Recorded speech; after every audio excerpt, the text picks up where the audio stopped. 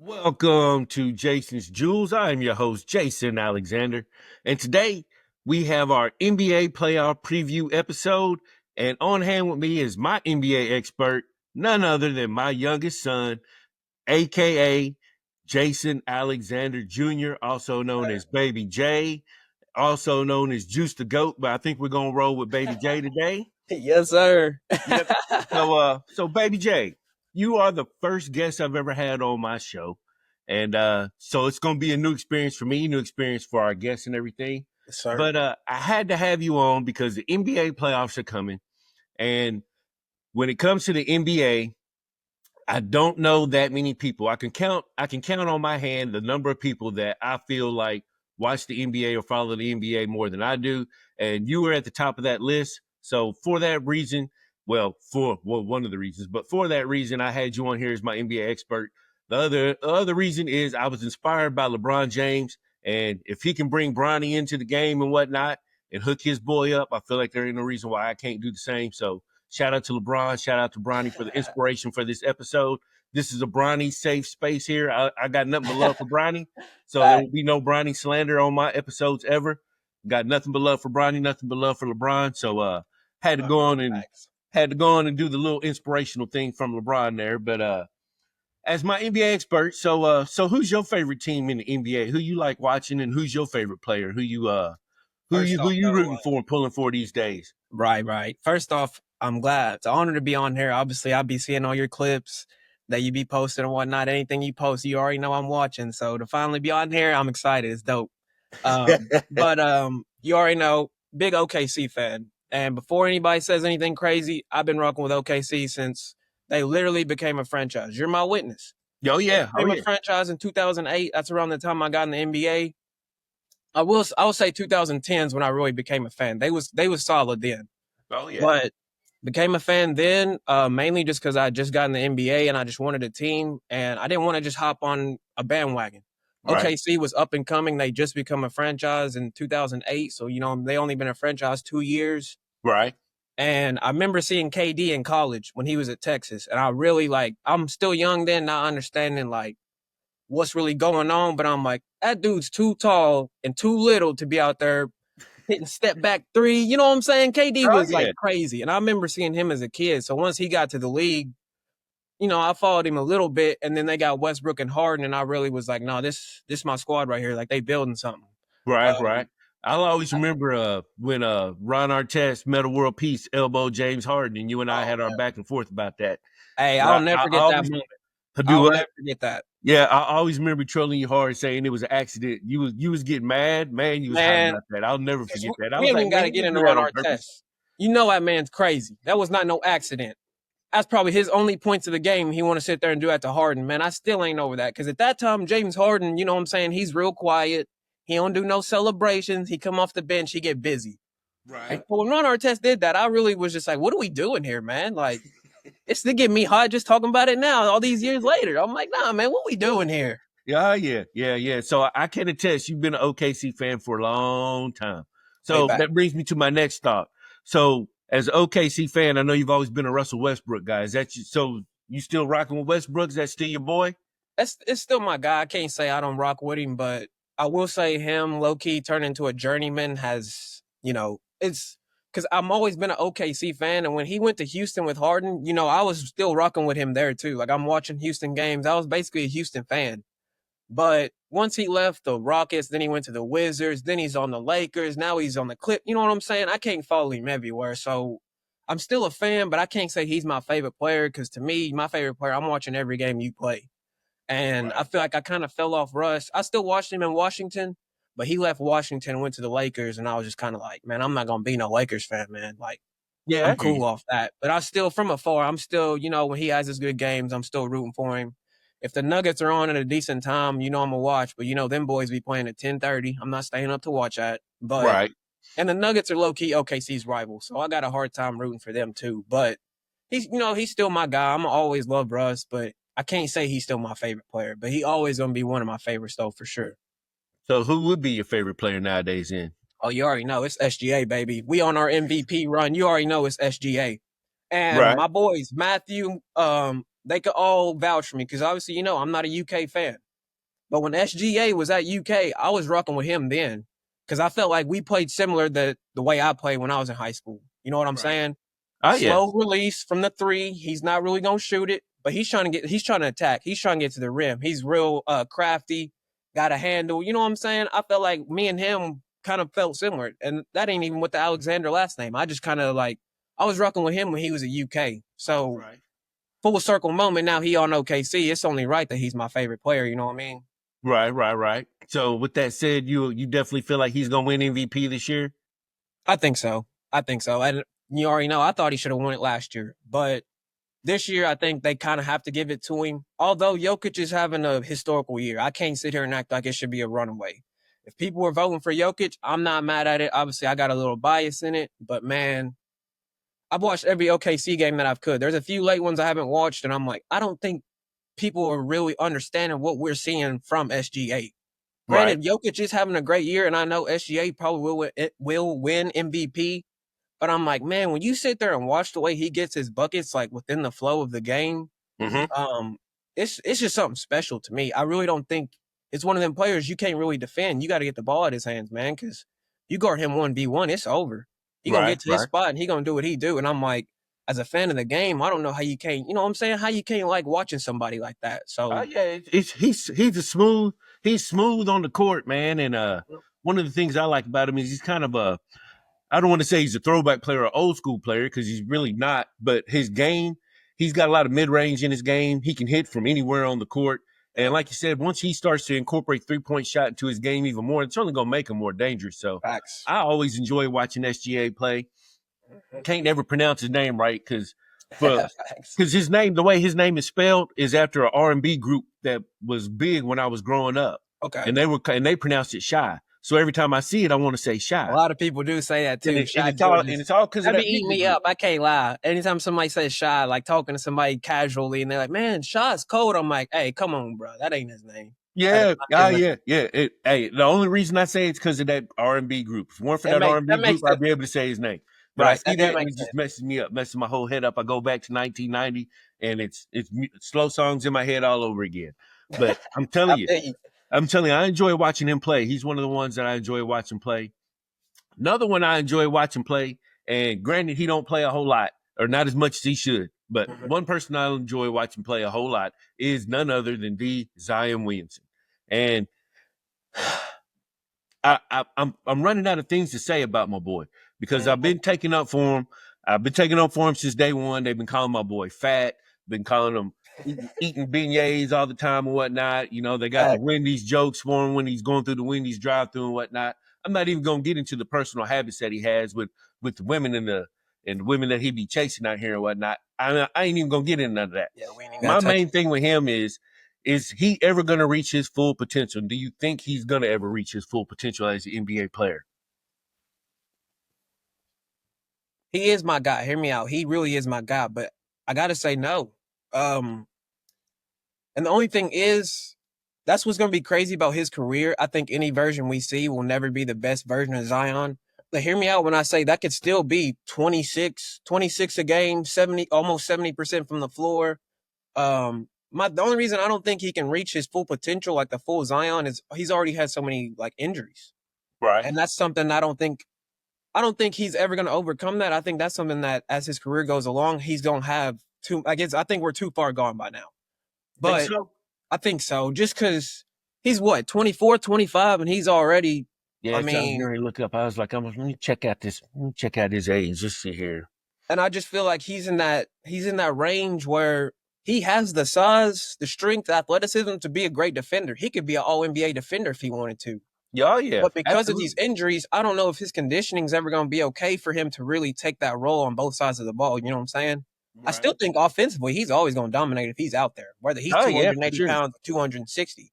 His per But for 36 me, when numbers he are came off out the of chart. college, man, we thought he was going to be like a two-way menace. And I'm Yeah, like, oh I yeah. just don't know if he still got that, like, you know what I mean? I just don't know if he still got that in him, to be honest with you. How much of that do you think is on New Orleans? Because I'm of the belief that a change of scenery could do a whole lot of good for him.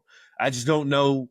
I don't know where he would go, and I don't know how he would go there because he's already re-signed that rookie contract or the second leg of the rookie contract. So he's making $195 million, if I ain't mistaken, or something like that. Right. And I'm sure there will be teams that would take him on in a heartbeat. I just wonder how easy it will be to move him if the Pelicans did decide to move him, because I'm still of the belief that he's only 24. I just looked it up. He's only 24. So he is. If he can ever get his conditioning right and get his body right, I mean, we're talking about a man who could dominate the league. I mean, we're talking about somebody when he plays, he's one of the top 5, top 10 players in the league without All NBA. I mean, and I'm gonna be honest. I'm with the ones I think he should be traded. Oh yeah. Not that.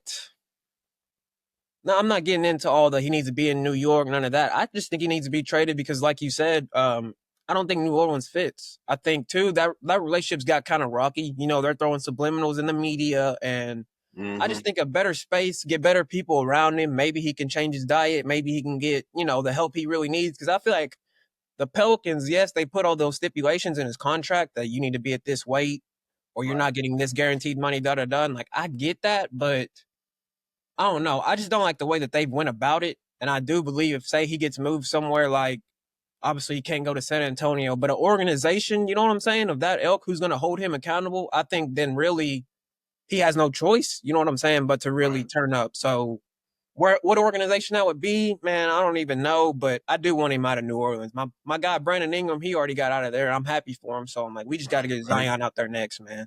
Yeah, and I'm glad you mentioned Brandon Ingram. The funny thing about Zion, everybody talks about Zion missing games, but Brandon Ingram has missed more games than Zion in the last 3 years. That's my guy. It hurts. Yeah, everybody always wants to talk about how Zion don't play this, that, and the other. And there's plenty of guys out there that are playing less than him.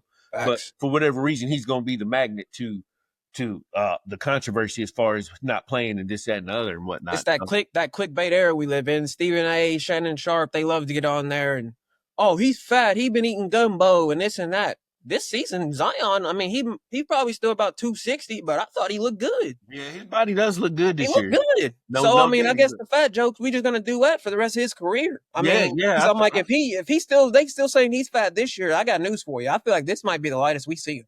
Because I was impressed with how he looked this year. He didn't play a lot, but when he came back, he looked good. He looked slim for him. Yeah, I'd like to know what was going on behind the scenes with him this year. Because like you said, he's looked better this year than he's ever looked before. Mm-hmm. I mean, like I said, he slimmed down, body looked good and whatnot. But for whatever reason, I think he only played 30 games this year. Yeah. And it's like, what's really going on to where y'all are holding this man out to where he's only playing 30 games. And then he gets in the media and says, I can play. They're not the ones playing me. It's like, so what's really going on here? So I don't know. I always get a little defensive when folks talk about Zion, but like I said at the beginning, it's getting to a point to where I really can't defend it no more, but I really don't know what's going on. So I really don't know how to defend it anymore as well. But I do know one thing, if he ever gets to the point to where he's playing his required 65 games a season, he's probably going to be all NBA first team, at least second team at the least, because there's really just, when he plays, there's nobody that can stop this man. Facts. That's why I'm just like, I refuse to sell my Zion stock off that alone. Right. Calling fat, calling this, calling that. Man, when he out there playing, nobody can guard him. Right. You know exactly where he's going. He's going to the rim with his left hand, and you're not going to be able to do nothing about it. So yeah, it's crazy. It's crazy. What you want. You know exactly what he's going to do. Yeah. He's not going to cross over. He's going to get it in his left. He's going to go straight to the paint. And what I think is crazy is he might weigh the most on the court, and he still might be the fastest, even with the injuries we're talking about and all that. His first step, man, is something special. Yeah, and then if he misses, he's the first one off the ground to get the rebound. So I'm like, man, he's still, with the injuries he's had, and he's still special. That's why I'm just like, man, I'm still always going to think, like, what could have been. Because when he was at Duke, man. Yeah, couldn't tell me. I will say he's no Cooper Flag. Don't get me started on that, but he was just special, man. He was special. Absolutely. Another special one that I think is another special player that I don't think gets enough love for whatever reason. And part of it might be because of his team success, but I feel like there's a lot of Trae Young slander that goes on these days. Yeah. And I feel like Trae Young is a much better basketball player than he gets credit for. Facts. If we're going to look at that Atlanta team and the makeup of that roster, the fact that he can get that team into the play, I know they're in the playing game, but they still got a chance to make the playoffs. And the fact that he can get that team there, that to me, that speaks volumes of how good he is, because that's not a roster that people are going to look at and say, this is a championship roster or a playoff roster.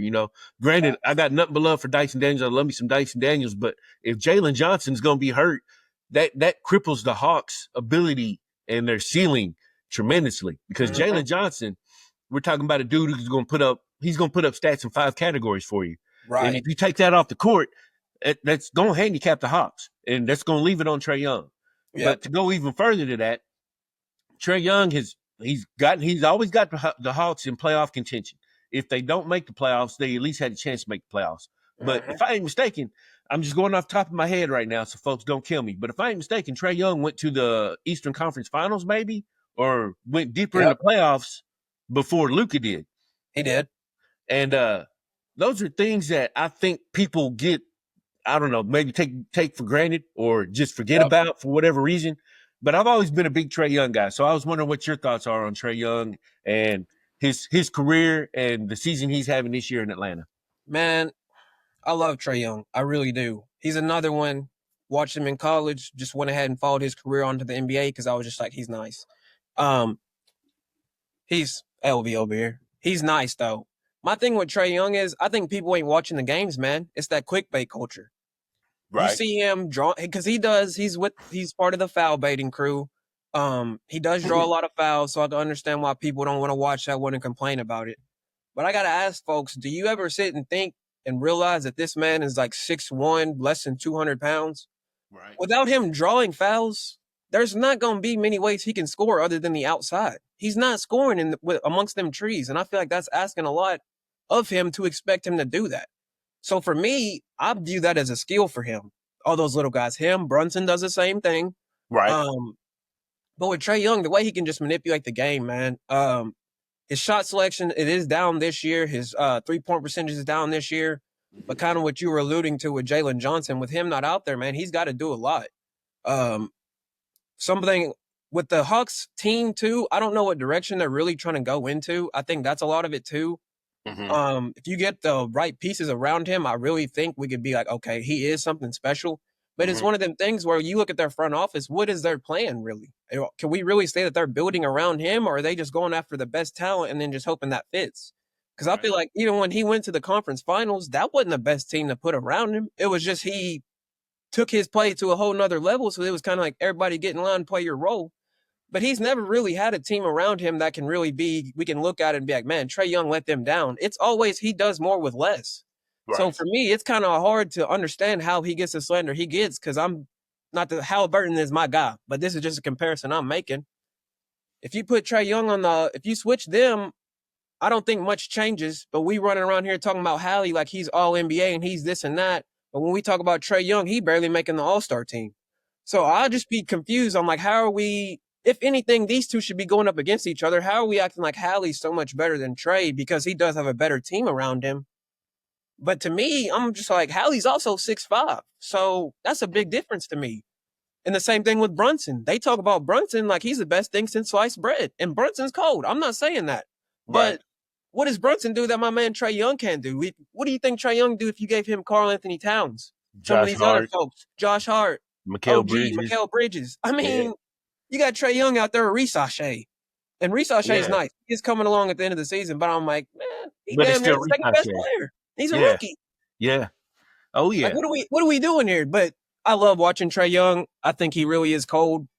I used to think he'd be like a Steph disciple, but I really don't even want to say that, because I think he's a million times better passer than Steph. Oh, yeah. I think there's no comparison when it comes to passing. I mean, it's crazy. Steph will make a flashy pass, but Trae's going to give you 10 dimes every night. And he makes the right read. I remember they used to call him a shot chucker, but I'm like, he's making the right read. If the pass ain't there, I'd rather have Trae Young shoot it than again. Some of these other dudes, Cam Reddish, love him to death. He was there during their conference final run.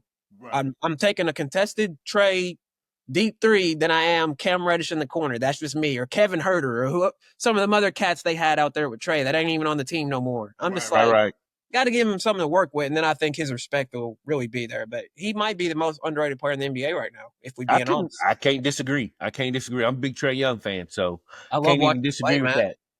Oh, yeah. Yeah, speaking of underrated and overrated, next person on the list that I got up for us to discuss is none other than the Anthony Edwards. Man. And me personally, and maybe I blame what you call the clickbait culture.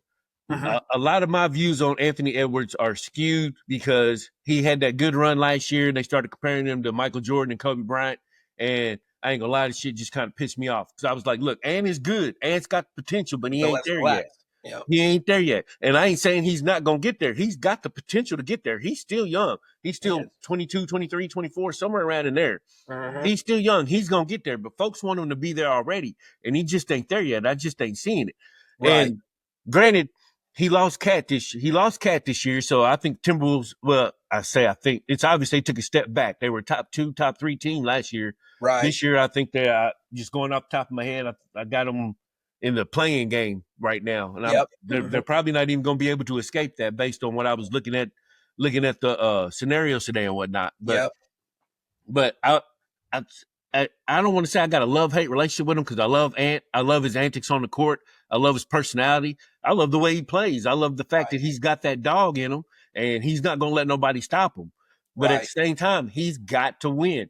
You know, we call him nephew, one of my play nephews, me and my boy Ron.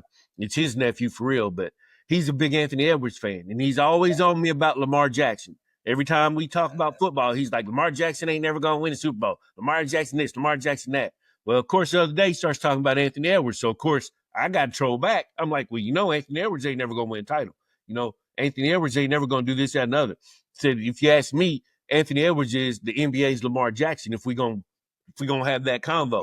Okay, because I like that. Anthony Edwards is going to be dynamic. Anthony Edwards is going to put on the show. He's going to give you the highlights. And he's going to put up the numbers. He's going to perform. I think my man had 44 points the other night.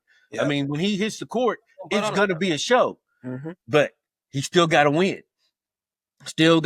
And he's got to figure that out. And I don't know, with the way that he plays the game, is going to be conducive to chalking up them W's on down the line. Because in a 7-game series, what's he doing to make his teammates better? And I'm just not seeing him make his teammates better.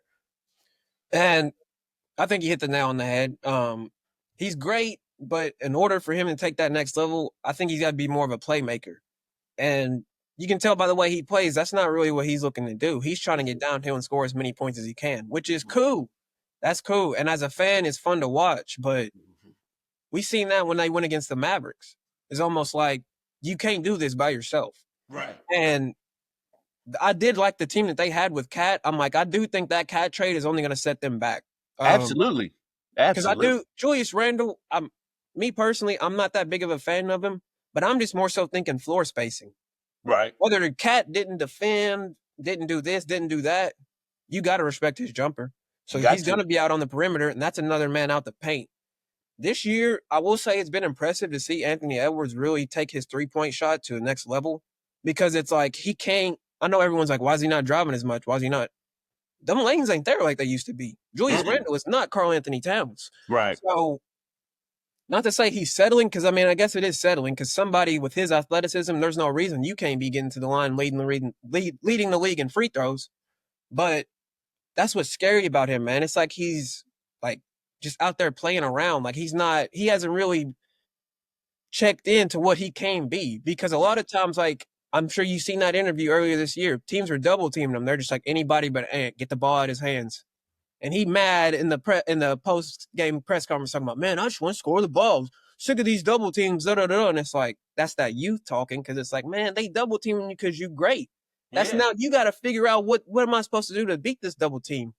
We seen Luka. Luka gets hit with double teams every night, and he's still putting up 30 30-point triple double. So I'm like, his next step got to be, how can I get my teammates more involved? How can I be more of an assist man? Because he's really not that great of a passer. And he's never really looking to pass neither, again, unless he's getting doubled. So I'm like, he got to fix that. But man, I don't know what his ceiling could be, because again, it's like with the league today, you got to have at least another star or two on your team. Right. The second apron in the new CBA, it's almost like, well, they got rid of Cat. Obviously, you got Gobert. I'm pretty sure they're going to let Randall walk after this season because he's on an expiring. So it's like, you let Naz Reid step in there. Naz Reid's cold. I like Naz Reid. Right. But one of the things about Minnesota and why they're so great is having Naz Reid off the bench, because he's better than almost anybody's bench unit. So he's going out there and getting his, and then he might even close the game as well. Right. So I'm like, you put him in the starting lineup, who you gonna take to fulfill what Naz Reid was doing off the bench? You see what I'm saying? Like it might just even it out. So I'm like, Minnesota's in a place right now where I'm just like, the future is literally just him. Cause I'm like, I don't like that Gobert contract neither. I don't think Yeah. I don't think you can move off that. So you're just stuck with him. And then it's just like, I don't know. It's a mess going on there. You don't really got a point guard. I mean, No, Mike Conley ain't gonna cut it. he's not. And that's the thing with Ant. They have him running point guard a lot. But like I was just saying, he's not trying to get nobody else involved. So to me, it's nasty basketball when you bring the ball down and it don't even get moved. We just doing screen and rolls for you to try to score. You know what I'm saying? It Oh just yeah. looks nasty right now. Oh With yeah. that being said, they could still be a threat in the playoffs, and that scares me. I'm not gonna lie. Yeah. Because he Oh can yeah. still go off Absolutely. and get you 40, 50, and that's all you really need sometimes. Yeah. So Yeah. Oh yeah. That's true. That is true. And I say they'll most likely be in the playing game. If I ain't mistaken, they'll most likely end up there based on how the game's going to play out today. So it right, will be interesting to see who they match up against. I guess a Minnesota Houston series. I mean, as much as I love Houston, as much as I love what they're doing down there. You get Minnesota and Houston in a 7-game series, and I'm sorry, anything can happen. anything can happen. Anything can I happen, would like to see that. especially if Ant gets hot. And Fact. shout out to Jaden McDaniels too. He's had a hell of a year this year. Yep. A lot of people hadn't talked about him all that much, but folks who've been watching the league and been watching everything in the league know Jaden McDaniels stepped his game up big time this year. He's So nice. definitely got to give him a shout out as well if we're going to Yep. talk about the Timberwolves and whatnot. They're Gobert. probably the only two players you can really keep. I'm Yeah, keeping yeah, Ant oh and yeah. McDaniels because, like you said, I like McDaniels. His offensive game's coming along, and I still think he has a lot of steps he can take. But Yeah, man, absolutely. I feel Absolutely. confident throwing him out there on anybody's best player and just being like, "Hey, you go guard," because Ant can guard too. So having Ant as your second best defender is not a bad place to be in at all. So Right. True that. True that. All right.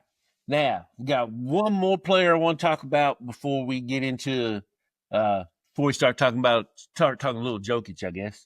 Jokic. But Paolo Banchero in the Orlando Magic. So I'm a big Paolo fan. I loved him at Duke. He's one of them ones who's always had that dog in him, kind of like Anthony Edwards. You know, when Paolo gets going, he's gonna be hard to stop. facts. But for this year, I think the injuries hurt the Orlando Magic more than anything else. I think, Yep. losing Paolo at the beginning of the year, and then right when he was supposed to come back, they lost Franz Wagner. And once they both came back, Orlando scrambled, they ended up winning the division. And they had to put in the work at the end of the year to get that division win to come back from the setbacks that they had early in the year. So with Paolo back and Franz Wagner back, how good do you think Orlando? What do you think they're? Do you think they're going to be a threat here in the playoffs? Because they're playing the Hawks in the first playing game, and I know we're kind of jumping into the playoff part a little bit early, but I did want to touch on this. Mm-hmm. So the Magic are playing the Hawks in the playing game. I expect the Magic to win that game and go on to lock down the 7th seed and get faced up against Boston. Right. Do you think they'll have a chance to? It's tough. Can they put Boston on the ropes? I don't think they win that series, but I think they're good enough to go 6-7 games with Boston, especially the way Boston plays. Right. Do you agree or disagree with that? And do you think Paolo is capable of taking Orlando to the next level? I'm going to disagree for this year. They're definitely going to be able to get there, but what I think with the Magic, one thing I've noticed, because I was watching them a lot early in the season, so that's why it sucks that so many players went down.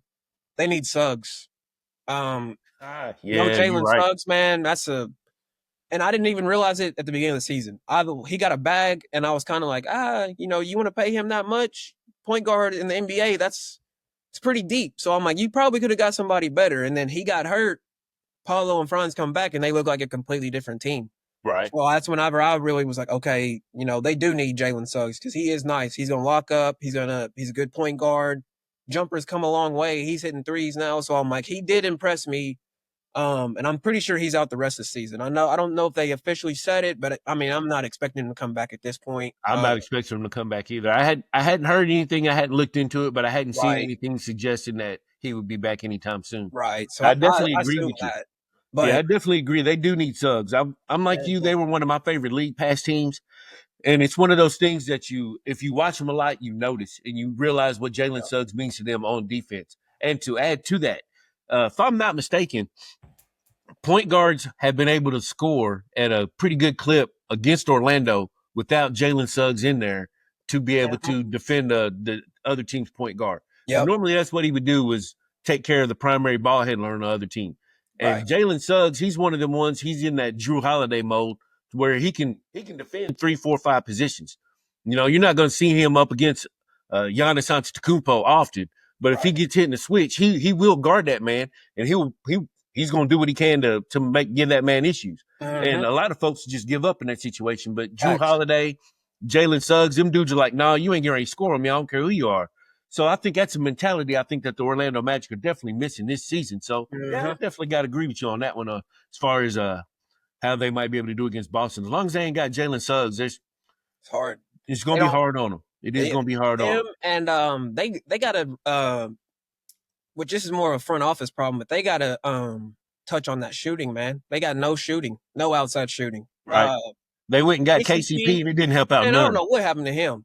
I don't either, man. You talking about falling off a cliff. It's crazy. Nothing. And it wasn't a big cliff. Off a little bit. You know what I mean? Like he was. What's that? We were talking about him like he's 3-and-D, one of the best 3-and-D players in the league, and not giving either one this year. I don't think it should be a down year. That happens sometimes, but he's been disappointing. They drafted Jet Howard. He can't defend, so he can't really get out there. Right. That's something they need to address. I'm like, they need 2 or 3 shooters, to be honest. And this team can really be dangerous because they do be locking up, but it's one of them things where it's like, it's nasty to watch them because, they're locking up, but they can't score, you know what I'm saying, when it comes down to it. At the end of the day, Paolo can't shoot and Franz can't shoot, but both of them can score the ball. I call them volume scorers, but they really ain't shooters. Yep. And they're not point guards. And right now they're running like point forward roles because with Suggs out, you know what I'm saying? They don't really have anyone to really come down, get kind of like what we seen with Phoenix a couple years ago where KD and Book didn't really have a true point guard. So they're bringing the ball down. When the fourth quarter comes, they're tired because they've been running point guard duties the whole time. So it's like, gets down to it, we need a bucket. You're tired because you've been running the point. It's like, that's what we need a point guard for. Now, obviously, not to get into Phoenix, but they went and got a point guard and still had the same troubles. But I'm like, with Orlando, though, I do think Paolo, which is great because he has the skills to be able to be the point forward for them. But you're asking a lot out of him. Yeah, you're asking a lot out of him to do it. Yep. Yeah. But he's my guy. I could really see him turning into like, which sounds crazy because he's only a couple years older than him, but like a Jason Tatum kind of mold that just doesn't, jack of all trades, can do it all, does everything at an elite level. Yeah, that's why I don't understand Tatum, how he gets the hate he gets. Because if you watch Jason Tatum play, please tell me one flaw that is in his game. Yeah, he passes, he defends, he scores. He's a great team. Like, there's really that's one of the things that also I'm just like, I don't want to say Jason Tatum's underrated because he's 3-time All NBA. He's getting all the accolades, but I'm just like, I don't understand how he's not talked about more. Because I feel like every time I watch the Celtics, even if they beat a team by 50, 60. Peyton Pritchard might go off, whatever. I'm always thinking like, man, but Tatum, like, he just makes the right reads. Like, he just does everything the right way. That's why I'm just like, I don't know. That should be a player that like people growing up should want to model after. That's why I'm like, with Cooper Flag, that's who I see in him as well. Like, I'm like, Cooper Flag will be like a Jason Tatum type, like a jack of all trades, man. There's nothing he can't do. And I think Paolo, it might take a little bit, but I think Paolo can get to that. Right. I think so too. To go back to Jason Tatum, it kind of reminds me of Tim Duncan and in the way that he's getting treated. Because with Tim Duncan, when he played, he Tim Duncan got the love, he got the accolades, but for as good as Tim Duncan was, he never got talked about enough, I thought. And when people did talk about him, it was, well, he's kind of boring. He's a little vanilla, this, that, and the other. I feel like Jason Tatum gets a lot of that same thing. It's like, if you come out and do your job every day and, folks get bored with 25, 8, and 4. And it's like, well, he's good and whatnot. But it's like, you got to sit back and look at what this man is doing to this team.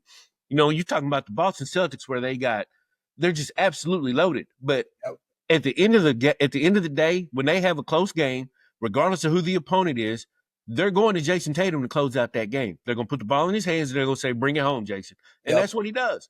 So, and he does it consistently. And he's probably going to do it enough to where they win the title again this year. Yep. And that's what's crazy. I'm like you. The way the media talks about him, though, you would think like like even last year, I'll take last year for example, because that's when I really was like, what are we doing here? When Jaylen Brown wins Eastern Conference MVP, goes on to win Finals MVP, yippee yay, that's all cool, whatever. I'm sure Right. we all watched them games. We see the way the defenses is guarding Jason Tatum compared to how they're guarding Jaylen Brown. If Jaylen Brown, they're guarding him in single man coverage. At times in the finals, they had Luka guarding Jaylen Brown. We already know that's barbecue chicken. Yeah, it's So I'm buckets, like, man.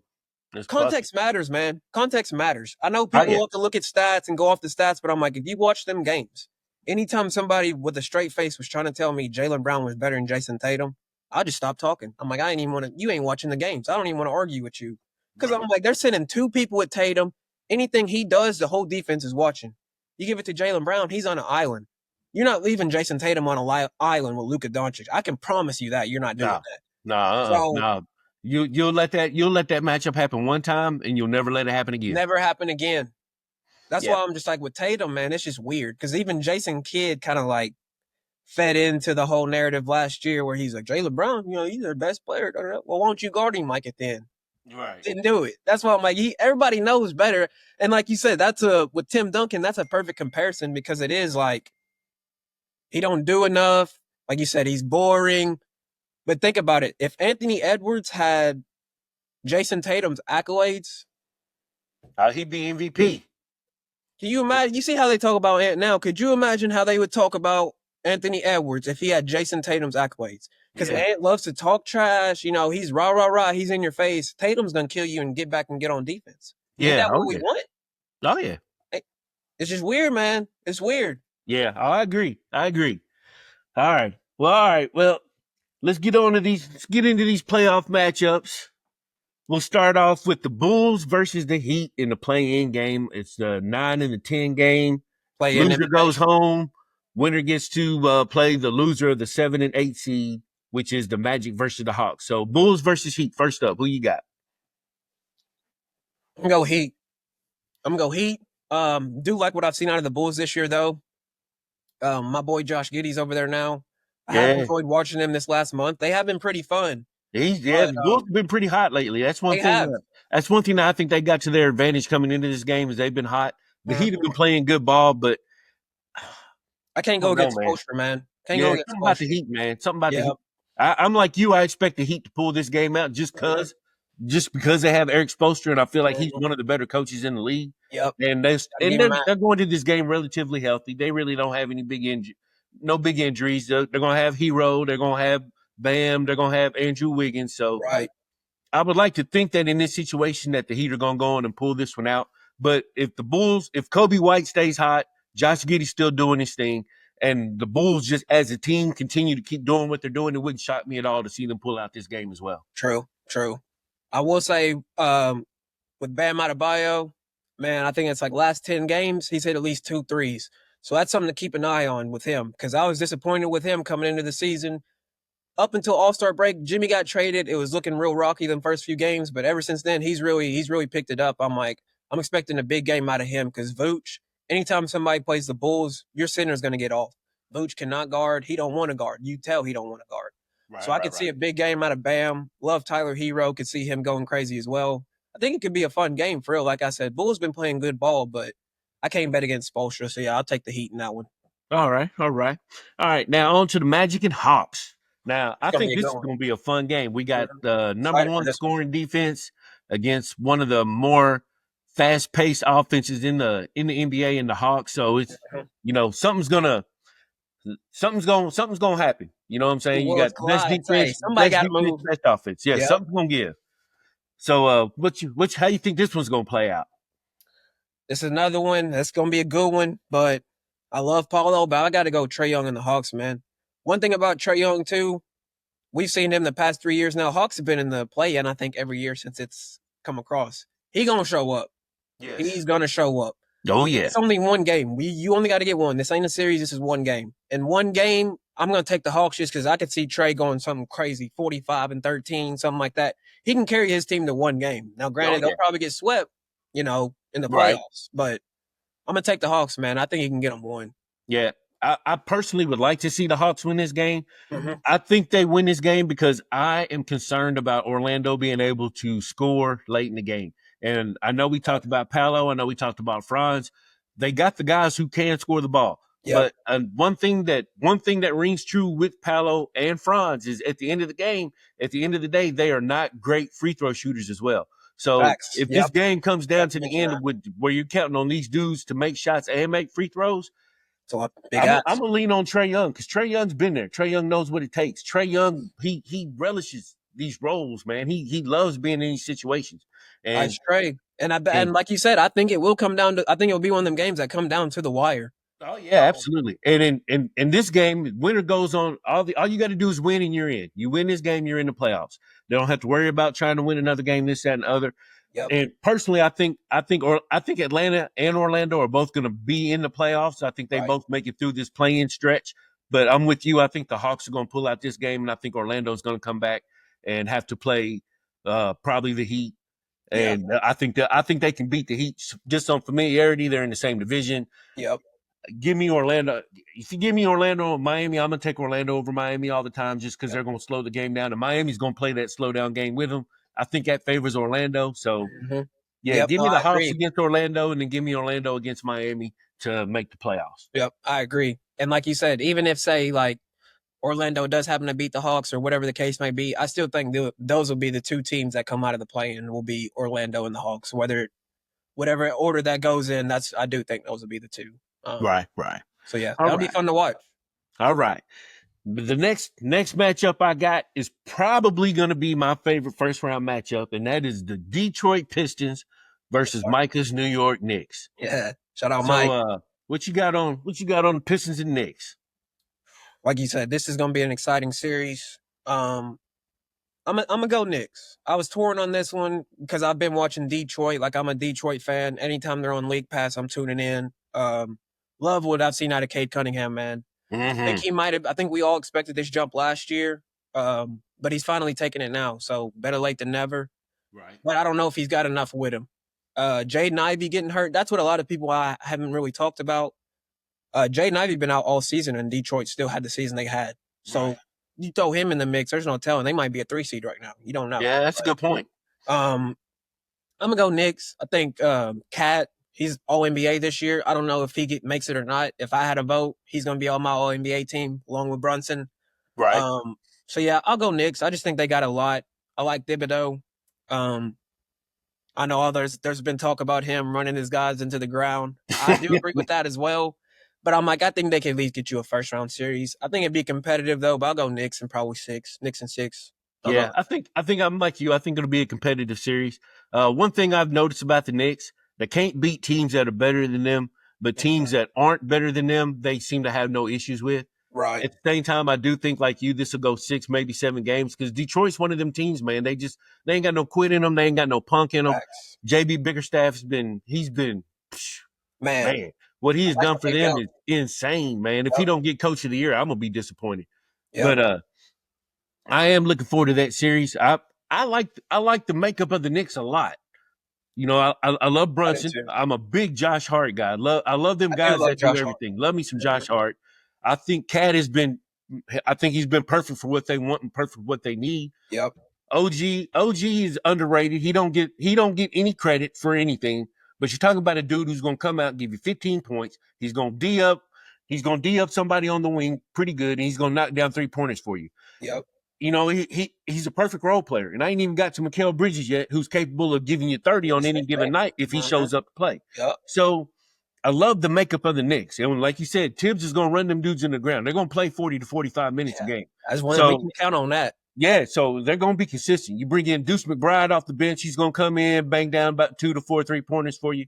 Yep. I love the makeup of the Knicks. So, like I said, I think they get this series. But, again, like you said as well, love Detroit, love what they got going on in Detroit, and I'm going to love watching Cade Cunningham on the big stage. But one of the things that we both know about the NBA and the playoffs, man, it's a series. It's a system. There's a system to it.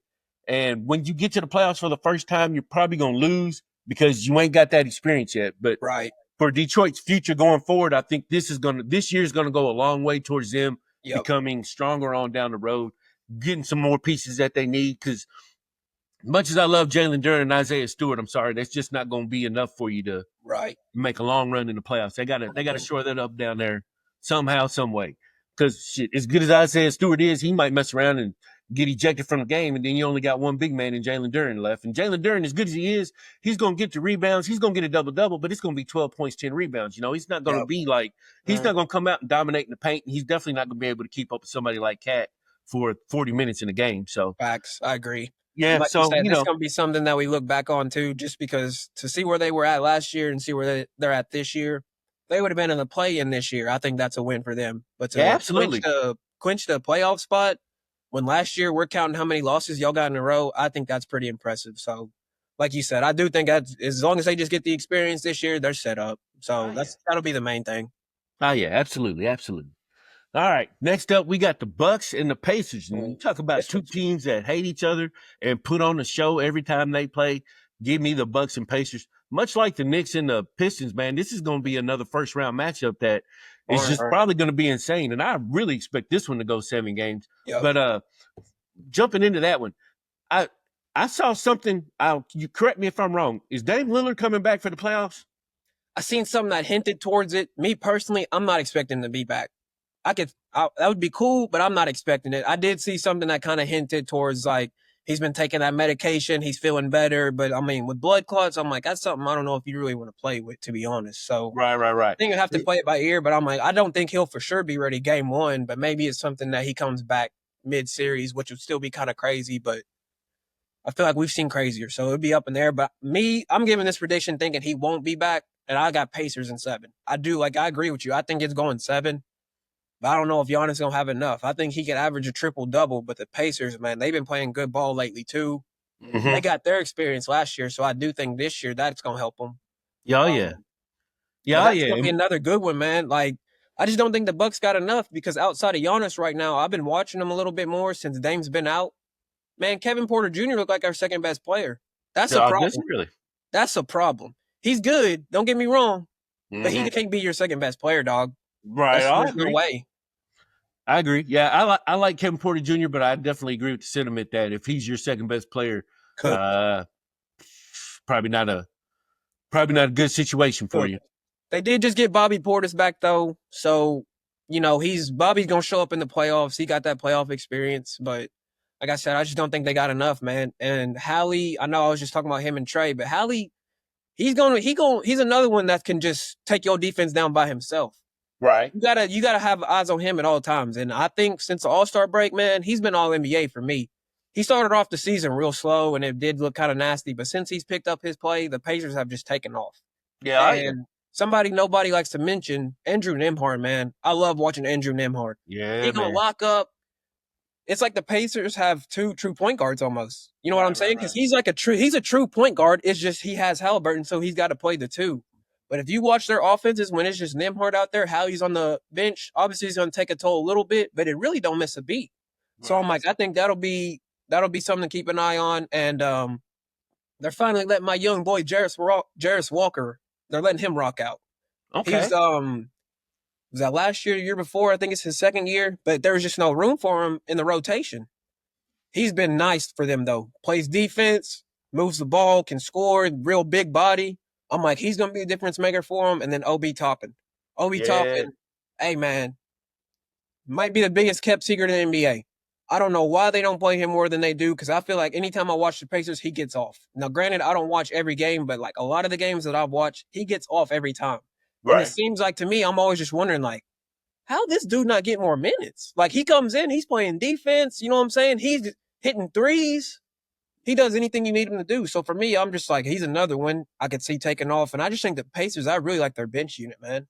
Yeah, that's one thing I was going to say. That's something you're going to need. I know the starters are going to play a lot of minutes, but you need, you know what I mean, that bench unit to come in at least for a little bit and see if they can either maintain the lead or whatever, or sometimes even take the lead to another level. And I'm like, this Pacers unit's a team that can do that for real. Yeah, that's one thing I was going to say about the Pacers that I know about. I don't know a whole lot about the Pacers. Mm-hmm. No, one of the things that bugs me about League Pass is they say that we got the Pacers, the Grizzlies, and the Cavaliers. Can't never watch any of their games unless they're on national TV.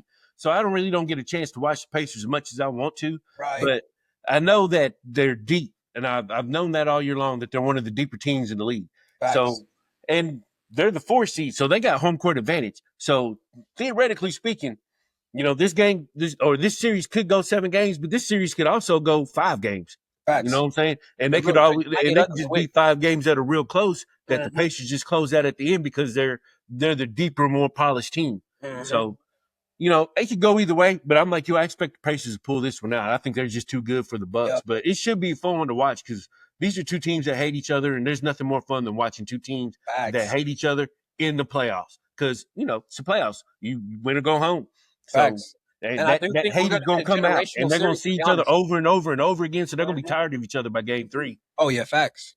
That's why I'm like, I think Giannis will go down swinging. Like, I do think he's going to average some video game numbers, like Yeah. 35, 15, and 10. Like, he's going to average something crazy like that, and it won't be enough. Like, I think it can get him 2, 3 wins, but I don't think it'll be enough to get him the series, man. Oh, yeah. That's a good note for all the gamblers out there. Giannis will be stupid. Get your single game parlays ready for some Giannis Antetokounmpo stuff happening because it's probably going to happen. Especially with no Dame, Giannis assists. Hey, not trying to we don't got no sponsorships yet. I'm just saying. But the assists, man, you better go ahead and take Giannis over. If it's 6 or less, he going to get at least 6 of them, for real. Oh, he's going to get at least 6. He is. Oh, yeah. I'd say we'll both have money on that one. Yep. That's something nobody want to talk about with Giannis, though, too. He can pass that mother. He can pass it, too. Yeah. What that man had, 16, 17 assists the other day, something like that. That was crazy. That was crazy. Didn't make no sense. Yeah, that's crazy. Don't make no sense. As that man tried to have 2 triple-doubles in one game. And ain't even in the MVP combo. That shows you where the league is at today. Cats be talking about, I don't like where the game's at today. Man, look at the season Giannis is having. He ain't even in the MVP combo. That'll let you know where the league is at today. Look at a lot of them. Jason Tatum's another one. He's having an insane season. He ain't getting no love for MVP. No love. There's really only 2 guys. Special Jokic and Shea have been, though, man, because I'm like, I understand it, because if you look at me and tell me Giannis is MVP, I'm going to look at you crazy, even with his numbers. Right. Even with his numbers. To touch on MVP a little bit, before we get into the Western Conference, because we already touched on the playing games in the East, and the East is locked in, so we're basically just waiting on the Cavaliers and the Celtics to see who they got, and there's really no point in discussing them. We'll see who they match up with and go on from there, but have a little MVP talk, because we ain't touched on the MVP. We touched on it a little bit, but not much. But right. I know earlier this year, earlier in the season, it was after one of them Jokic games. I remember I sent you a text and I was like, man, Jokic is cold, man. He might be MVP. And we had a little back and forth about that. Mm-hmm. And like I said, I know Shea's your guy. And personally, I think Shea is going to win MVP. Mm-hmm. I don't know if I had a vote who it would go to. Right. But it's definitely hard because, like you said, they're both having special seasons. I mean, you can't discount anything that Shea's done. I mean, he's got more 30-point games than anybody else. His team has the best record in the NBA. He's going to win the scoring title, right? Is he going to win the scoring title? I think so. That one's still close, but I think he's sitting out tonight or today, and I think it'll depend. But I think he's gonna get that too, hopefully. Right. So I mean, on his Westbrook type beat, you can't say that he don't deserve it. You can't say he's not. He can't say he doesn't deserve it. Right. The crazy part is Jokic is having his best season ever, most likely. That's what's crazy. Multiple MVPs already in his closet. Man. And he's probably not going to win it this year. And I don't know. It's tough. It sounds crazy. I think it's going to be one of them things where, like you said, I think Shea will win.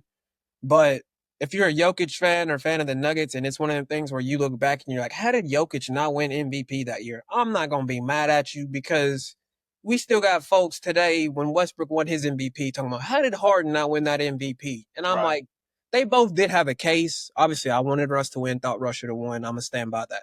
But the only thing with the Shea and Jokic that I'm kind of just like, I get that, is Shea does have more help than Jokic. I will admit to that. He does. Okay. And if you see the Nuggets play without Jokic, it does look nasty. And it looks crazy. It does. And it just makes you think like, dang, like he's carrying a lot of the load. But for me, Jokic does get attacked on defense. And I know some people are like, oh, that's a tired narrative. That's a tired take. It's really not. No, it's not. He gets attacked, though. That's what teams are looking for in the pick and roll. They're going at Jokic. Now, whether that's because he's a bad defender or because he's exerting so much energy on offense, we'll never technically know that. I just know when I'm watching the games, every offensive team is looking to get in the paint and attack him. Right. Shea gets attacked. I'm not saying he don't, but you got to understand he's getting attacked because You don't want to go at Lou Dort. You don't want to go at Caruso. You don't want to go at Casey Wallace. You don't want to go at Chet. All that's left is Shea. So he's just more so, it's just the environment where it's like, okay, we'll pick your poison. I guess we'll go with Shea because he weighs less than other ones. And he still does his job. So Oh for yeah. me, I'm just like, I know MVP is most valuable, it is. But SGA, we can't take apart what he's doing on the defensive side of the ball either. I don't think that gets talked about enough. Now, obviously, I got my binoculars on because I watch every OKC game. Right. But I'm like, teams will go at him and still not score. So it really is one of them things where it's like, man, what do we do against this team? He can guard anybody. And again, to me, I don't want my MVP getting attacked. It's almost like with the Gobert thing when he won Defensive Player of the Year. Right. How can you win Defensive Player of the Year and the offensive player is looking? He wants you. He's looking for that matchup. Yeah. And everyone's like, well, he's a center. He's guarding. Then don't give him Defensive Player of the Year. There should never be a time at any time where a player is like, I want him. And that's supposed to be the best defender in the NBA. And we're calling for you? Man, fuck out of here with that. I ain't trying to hear that. And it's the same thing with Jokic. That's why I'm just like, he is great offensively. But man, I see him get put in pick and rolls over and over in the fourth quarter. And I'm like, this is y'all's MVP? This is who we going at? Right. Again, I got my binoculars on now. I can admit to that. But I just think it's crazy. But Jokic, he's still having a special season. I'm not trying to take nothing from him. I love watching Jokic, but that's just Yeah, I'm right there with you. I hear you. And I blame the media too, because if you think about it, there's no criteria to this award. It's literally like changes every year. Because I thought Shea should have won last year. That's just he definitely had a good case last year. I had money on Shea to win last year. This year I got Jokic to win it. So I'm gonna get it right one year. So one of these years, right? I've been putting money on Jason Tatum to win the MVP for the last 3 years. I'm still waiting. Yep. Yeah, still waiting. But I had to bring that up. They love to move the goalposts because I'm like, Shea didn't win it last year, so he said, all right, fuck it, I'm gonna come out next year and win 70 games. So now it's almost 70 games, 68. Should have won 70. So now it's almost like if he didn't win it this year, what do you want me to do? Right. I'm in the company of Michael Jordan, the only players that scored 30 multiple seasons, 50% from the floor. What do you want me to do? Like, there's only 3 names. Like, if you are in any category with Michael Jordan, you're special. So it's almost one of them things where it's just like, again, like, what do you want me to do? I don't know. I hear you. All right. And with that, we'll move on to the Western Conference. All right. So there's scenarios for today. I don't know if have you checked out the scenarios for today? Yeah. I don't expect a whole lot to change, but I know the Nuggets, they need to win against Houston to lock in the 4th seed. Mm-hmm. And I'm pretty sure Houston is going to rest most of their players today. Well, actually, I thought that too, but not to cut you off. What's up? Houston actually, I don't know why. I don't know like what the scenario is, but Houston's not resting their starters. The only person listed on the report is Jayshawn Tate, who's been out for a minute. But they're not resting any of their starters. Now, granted, they might play him the first quarter, set him out. I don't want to sit here and act like it. But I did find that interesting. I've noticed that last night. They took Fred VanVleet and Şengün off the injury report. Okay. So that lets me know they're at least going to play a little bit. So I found that interesting because I'm like, okay, Ime might be – because I can read the scenarios real quick if you want me to. Yeah, go for it. I got them up too, so I follow you. Okay. So this is assuming that Minnesota beats Utah because I think we can all agree that's going to happen. Anthony Edwards got his technical foul rescinded, so he will be playing. Right, so this is assuming they beat Utah. If the Clippers and Nuggets win, the Denver's a 4 seed, Clippers will be the 5 seed, the Timberwolves will be 6, the Warriors are 7th, Grizzlies 8. Okay. If the Warriors and Nuggets win, Denver's the 4 seed, the Wolves are the 5, the Warriors are the 6, the Clippers are the 7, the Grizzlies are the 8. Oh. If the Clippers win, but the Nuggets don't win, Clippers are the 4, Wolves are the 5, Nuggets are the 6, Warriors are the 7, and Grizzlies are the 8. And then lastly, if the Warriors win, but the Nuggets don't, Wolves are the 4, Clippers are the 5, Warriors are the 6, Denver the 7, Grizzlies the 8. So it really can get spooky. And I think what Ime's doing, obviously I'm not a mind reader, but him playing his starters makes me believe they want Denver in the first round. Denver or Memphis, that is. I think anybody wants Memphis right now. But oh, yeah, absolutely. I think Ime's looking at it like, okay, which sounds crazy, but I'm like, Ime's a crazy mother sucker, so that wouldn't surprise me at all. I think he's looking at it like, okay, we do want to play Denver first round because we think we can beat them, and I do think they could as well. So Yeah, I agree. The Rockets were to mess around and beat the Nuggets, that would really be interesting because, like I said, no one's on the report right now, and I think a lot of people were expecting it to be. So that'll be something to keep an eye on. All Yeah, of I was these games definitely at expecting 1:30 that. and 3:30 would be something to keep an eye on, though. I know if it's me, I ain't playing nobody if I'm Houston. I'm playing Reed Shepard and Cam Whitmore, and I'm playing Right. them boys again. And I'm like, hey, y'all go have fun. We're getting ready for the playoffs.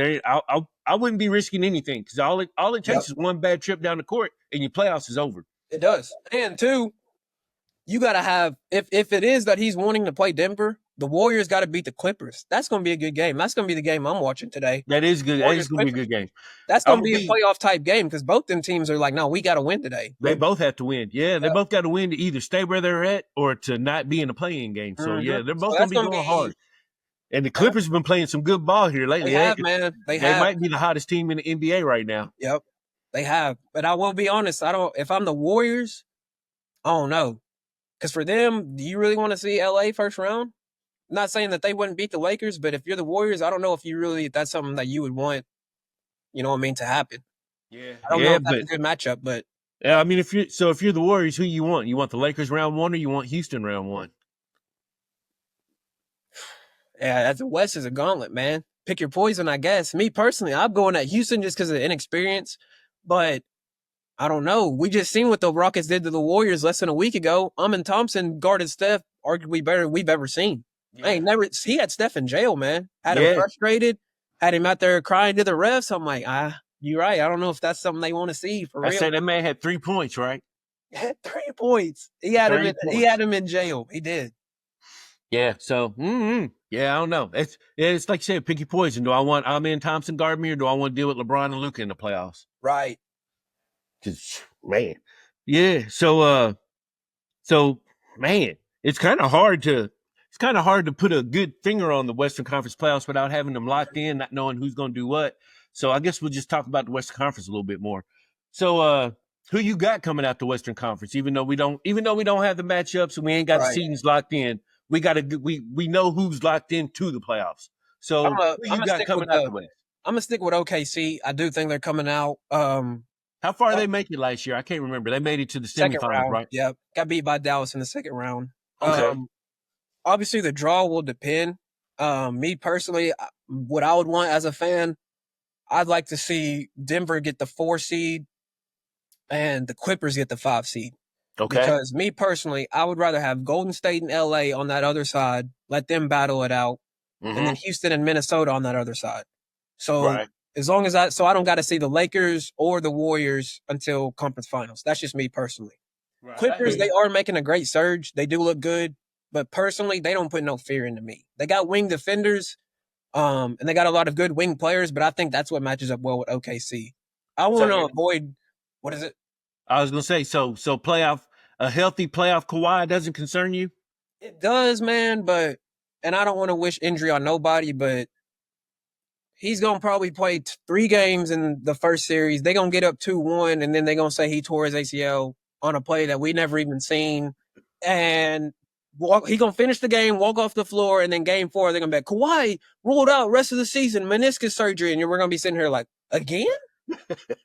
For how many times can he do this? I think I've seen one time when he fell on somebody's ankle where I've been like, dang, Kawhi's gone. Other than that, he'll finish the game and then they just come out, oh yeah, he tore his ACL last game. When did he do this? I guess man's a robot. And granted, again, I'm not saying I hate to sound like Stephen A. saying he's always hurt, but I'm like, that's one of the takes with Stephen A. that I'm just like, I'm not gonna argue with you.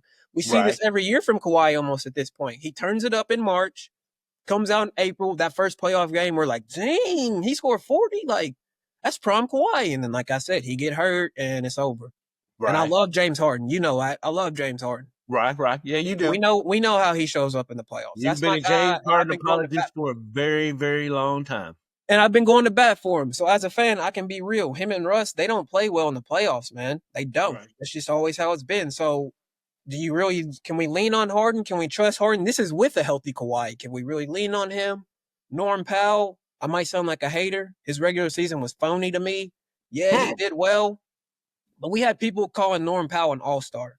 I'm going to stop anybody right there. The real all-star on the Clippers is Zubac. Who? Zubac is cold, man. He is cold. He's cold. He He is wasn't talked cold. about in most improved players. If I had a vote, that's who I'm voting most improved player. He I been hear you. walking up the paint, and granted, it is a lot to do with James Harden in that pick and roll. But man, Zub, he's looked legit. Oh Before yeah. this year, I was like, is he really is he a starting center in this league? Man, did he shut me up? He's looked good. So I'm Yeah, like, he he's has the looked one good. that I'm looking at where I'm like, okay, Zub is nice. He's the real all-star of that team to me. So I'm like, they do got a nice little team, but again, with them, they don't got no bench neither. So Nah, they really don't. and I know the media is all on their coattails now. Oh, the Clippers did this, they did that, and I'm like, they have looked good, but I'm not scared of the Clippers. If we seen them second round, I'm cool with that, and I'm I as got you. well with Denver too. I wouldn't mind seeing Denver second round neither. I think Denver and Memphis are two teams that everybody in the West is going to want to see right now, just Yep. because of the volatility they've got going on with their coaching. Yep. You know, you can't.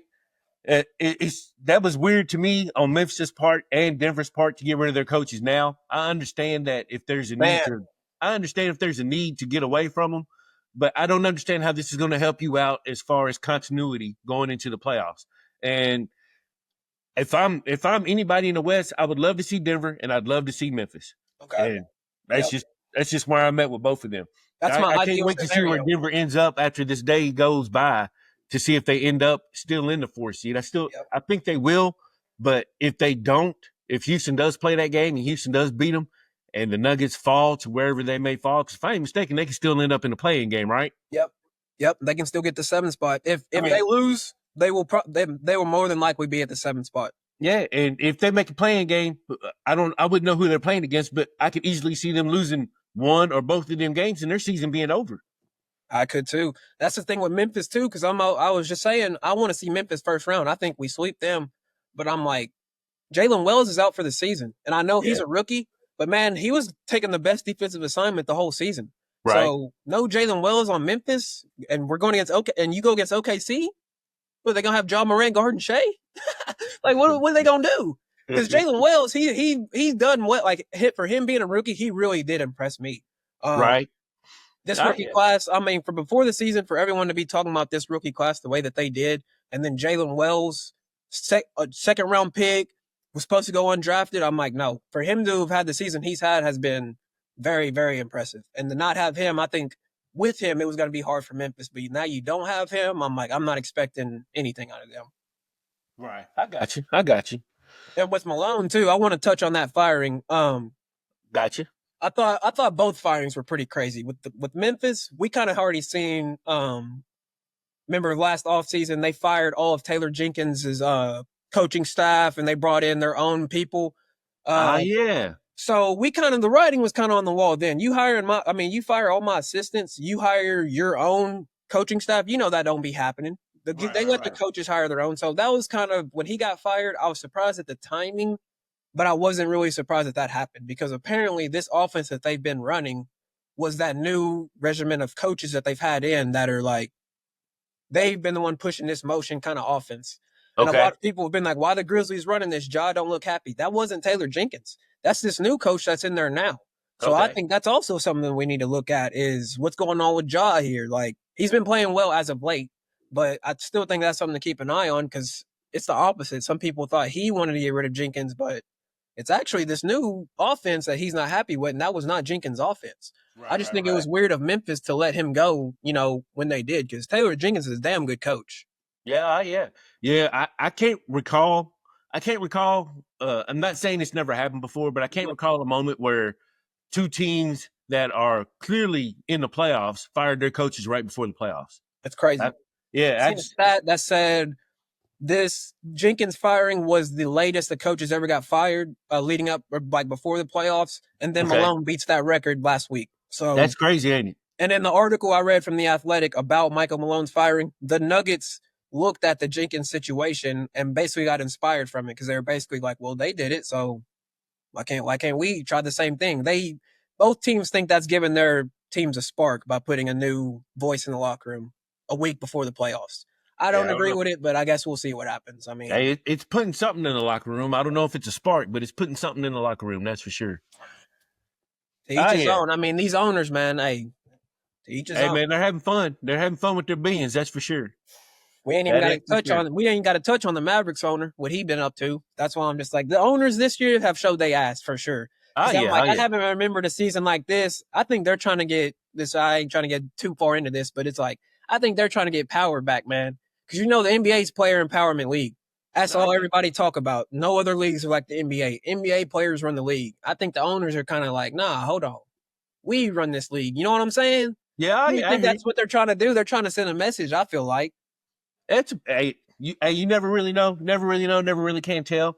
I guess until they have negotiations on the next CBA, we'll find out exactly who's doing what, who's going where, and as far as how far the owners want to take it. Because when the CBA comes out, if we have a lockout, then we'll know that that they've gotten to a standstill to where they just can't agree on stuff. So it'll be interesting to see how that plays out. And CBA uh, has changed everything, man. That's why we've I, seen all these moves. It's kind of crazy. And CJ McCollum, I know you ain't watching, but this is your fault. We ain't gonna forget that. hey, he's trying, Jennifer. Elite reference. Yeah, oh yeah. Oh yeah. So before we go, I do want to get your opinion on my favorite team, the Los Angeles Lakers. Do you think the Lakers have what it takes to make the finals this year with LeBron and Luka? And I know in order to make the finals, they'd have to go through your boys. Being myself, I hope that we get the Lakers versus OKC in the Western Conference Finals. I feel like those are the Western Conference Finals that Mhm. we as fans deserve. Uh, I just want to see. I want to see those two teams go at it. I think they're the two best teams in the West, and that's no shade, no disrespect to Houston.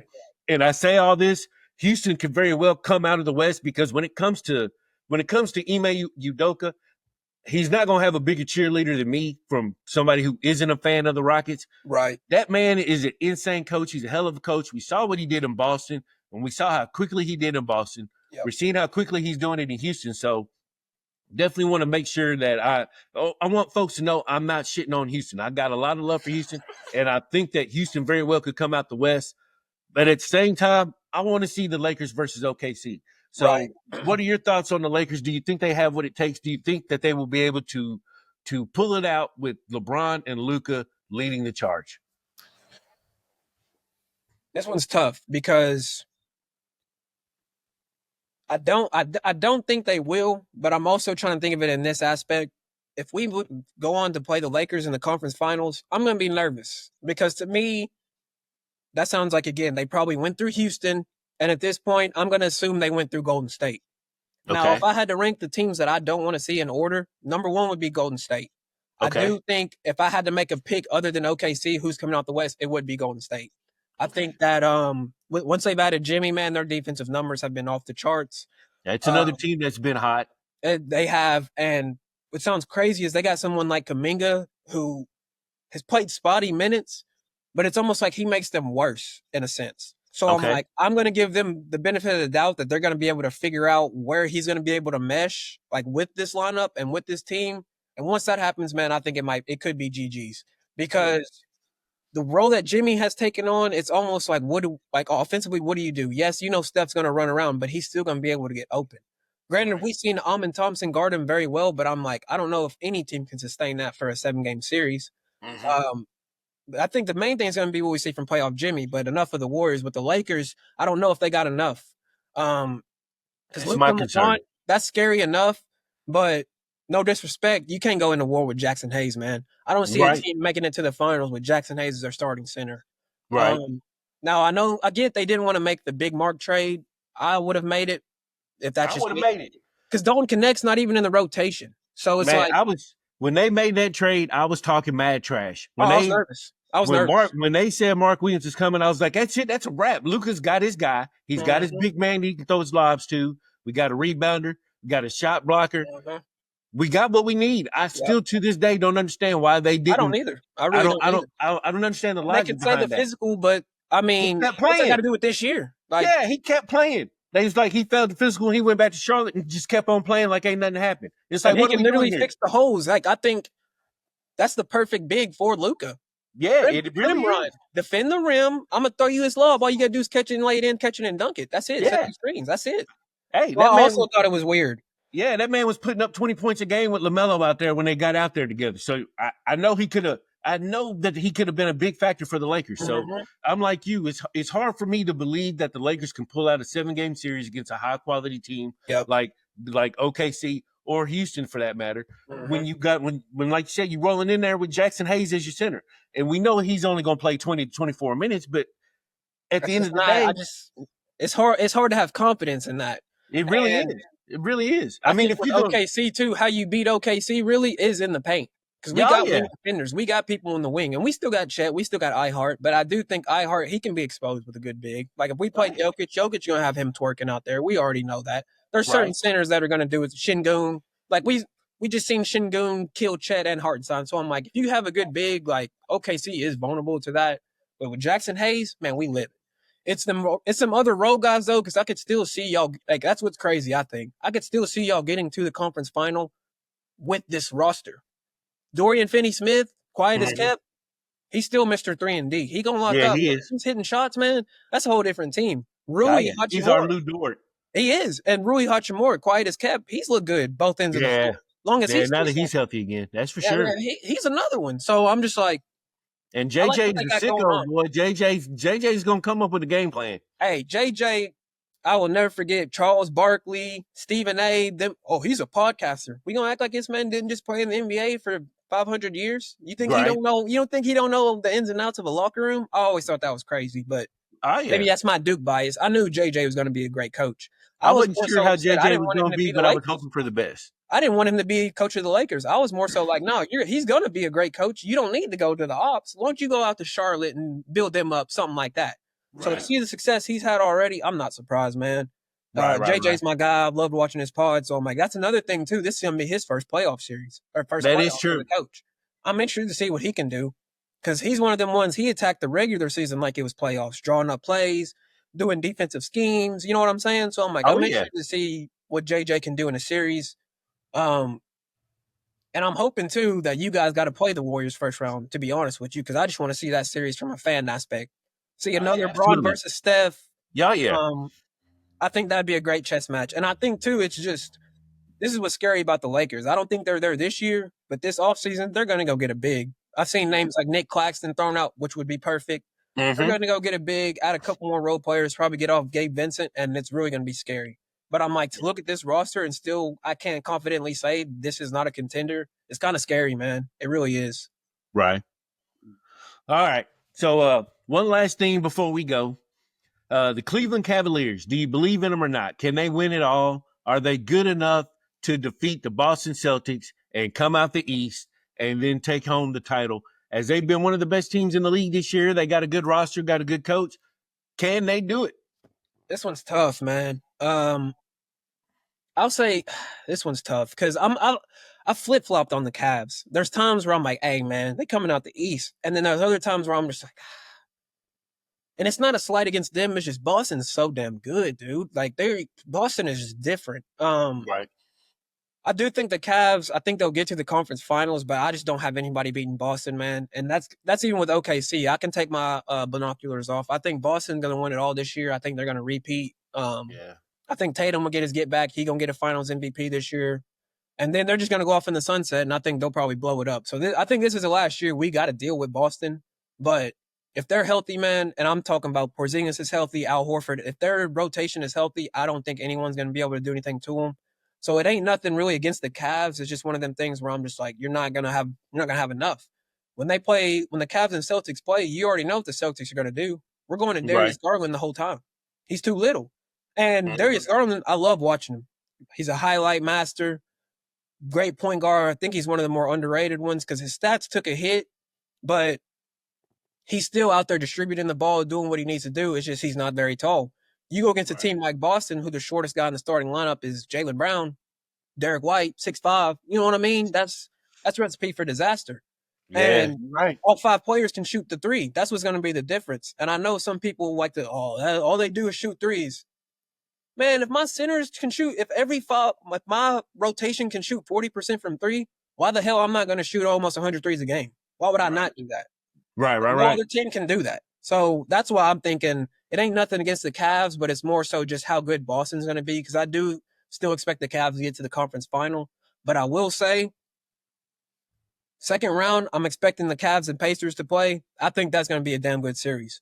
I do think the Cavs will win, but I think that's going to be a series where people are going to really be like, are the Cavs as good as we thought, or was that regular season fugazi?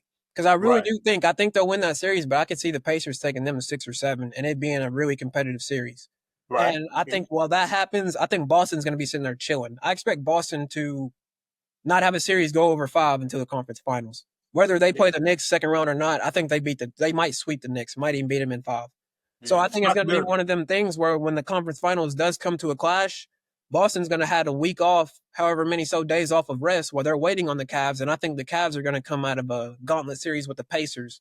So that could have some effect on how they play against Boston. But like I said, I just love what I've seen from the Cavs. And same issue as you. I haven't got to watch them unless they're on TV because of the League Pass whole thing. But so I can't say I'm like, a Cavs expert, but I will. I'll just say that I don't know. I don't know if they'll be able to beat Boston, and I'm still not sold on the double big lineup out of them. I think Evan Mobley and Jarrett Allen are very redundant, and I know in the regular season that's fine because teams aren't really scheming against you.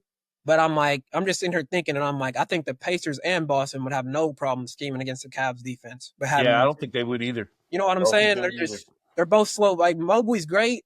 I can understand if he wins Defensive Player of the Year, but I don't know. I just don't like that whole dynamic. Defensively and offensively, he still hasn't taken that jump offensively for me to be comfortable with him and Jarrett Allen both being out there at the same time. I'm still kind of sold on that. I think they're very redundant. So I am looking forward to watching Donovan Mitchell in the playoffs because I know he always takes his game to another level when the playoffs come. Mm-hmm.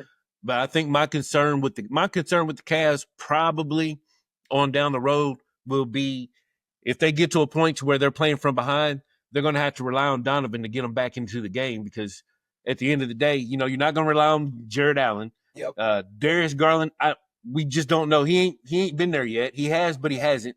So we really don't know if he's capable of winning a playoff game. Mm-hmm. And you got to have guys that are going to at least be able to win a playoff game for you once or twice because there's going to be games in the playoffs where it's just not your night. It's not your team's night. And somebody's going to have to carry you.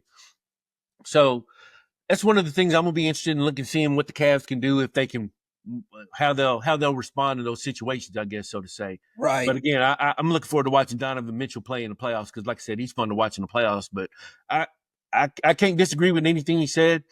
I just think Boston's going to be too much for him, and I hadn't even taken that into account that the Cavs might have to play somebody like the Pacers and have to go through that gauntlet of a series before they even get to Boston. Before they even get there. Like you said, if Boston's got to play somebody like New York, and I mean, as much as I love New York, they were 0-10 against the top 3 teams in the NBA this year. So that's a crazy stat. It doesn't make any sense. But at the end of the day, can we count on the Knicks to be who we expect them to be when the playoffs start? And right now, that answer is no. So, and I don't think it'll happen. I don't think it'll happen, but something to keep an eye on. If the Knicks get bounced by the Celtics in 4 or 5 games, we got to have a talk about Tom Thibodeau, man. Because that Knicks roster is talented. And part of it with me is he don't use his bench all season. So if you don't use your bench all season, when the playoffs come, you don't got nobody you can trust because you haven't given them opportunities. And it's almost unfair to try to look at it then. And this happens every year, dating back to the Bulls with Derrick Rose. Yeah. When they get to the playoffs, they're in a vulnerable spot, and it's like, well, who are we going to throw out there? Somebody that ain't played since February?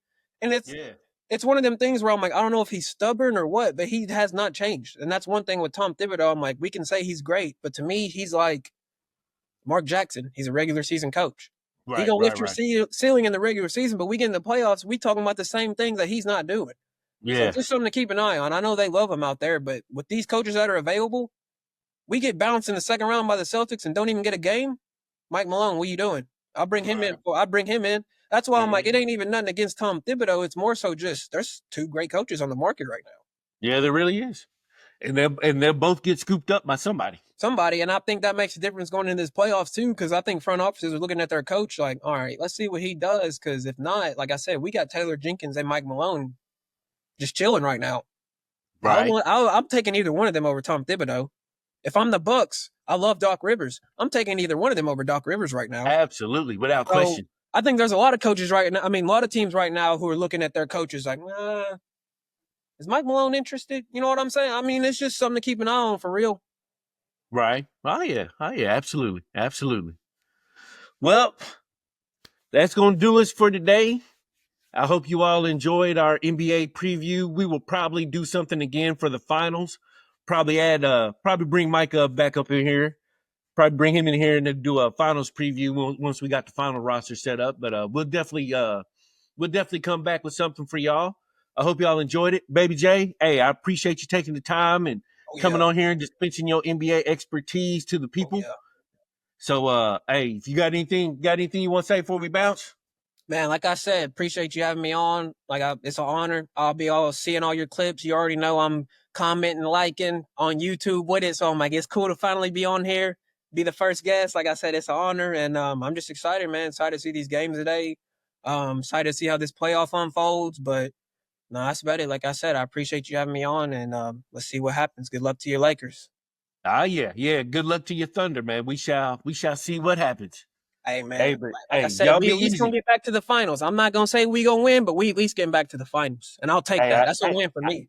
I'll be happy to see it. Even though it won't be my Lakers, it'll be your Thunder. I ain't got nothing but love for you. So if your Thunder make it, I'll be pulling for you. Hey, we do for one, man. We do. That's all Oh I'm yeah, saying. We do.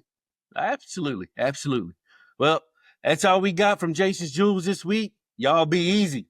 Peace.